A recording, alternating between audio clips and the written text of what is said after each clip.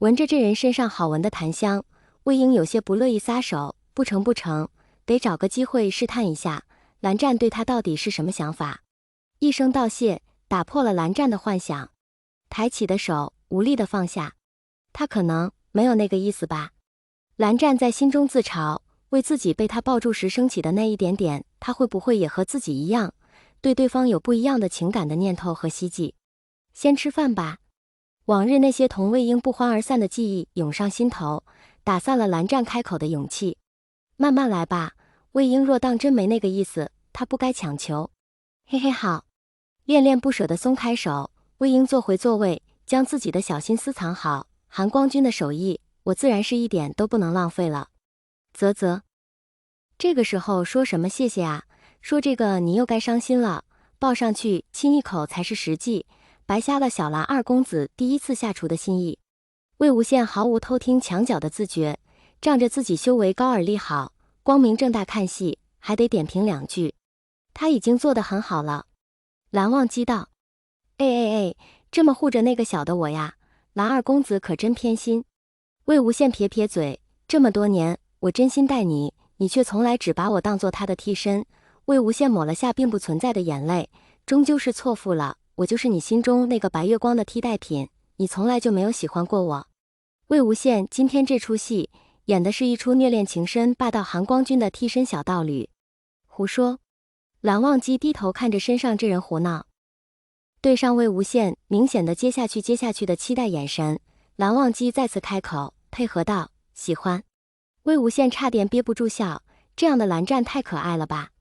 努力拉下忍不住上扬的嘴角，魏无羡很有敬业精神的继续质问：骗人，我不信。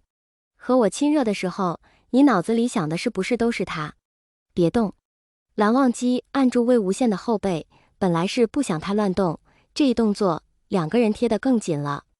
魏无羡贴着蓝忘机的耳朵低语：我就动，别以为我不知道，你跟他在藏书阁，在后山，该做的不该做的都做了，怎么样啊，韩光君，他好还是我好？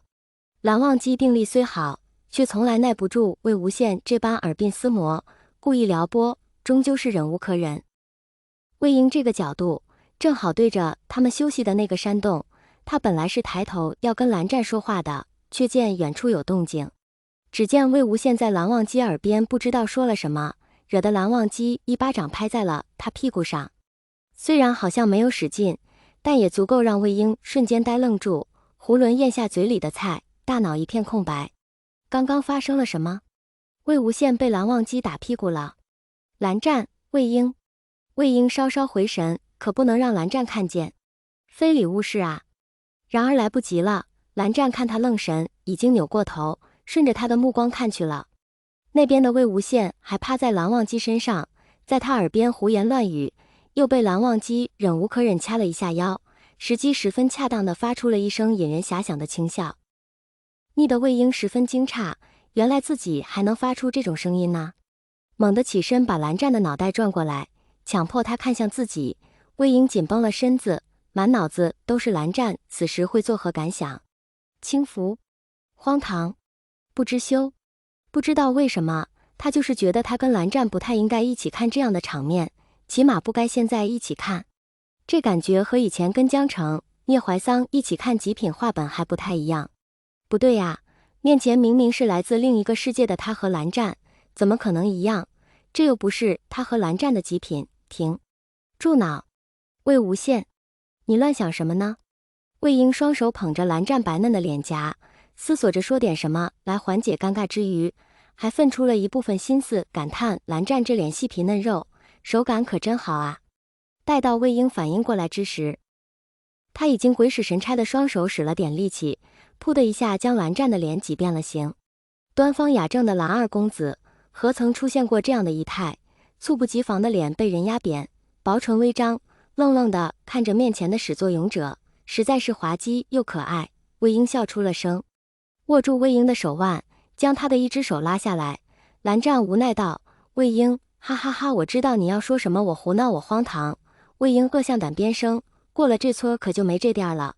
另一只没有被管住的手顺势捏了两下蓝湛的脸颊，不过这可不怨我，谁让你的脸这么好摸？魏婴理不直气也壮，蓝二公子可要护好你这张脸，不许叫别人摸了去。换言之，只准我能摸。蓝湛轻声道。无可奈何，听之任之，甘之如饴。没有想到自己胡搅蛮缠的话竟然得了蓝湛的回应，魏婴心中因为这简单的一个字而窃喜。这时对面洞中传来窸窸窣窣的声音，魏婴偷瞄了一眼，蓝忘机已经将魏无羡压在身下了。蓝湛长大了以后竟然是个急性子吗？这里还有人那位？蓝湛虽然没有回头，但想也知道是个什么情景。他也无法想象未来的自己竟然会放纵到这个地步，陪着魏婴一起赖床，还隐隐有准备白日宣淫的架势。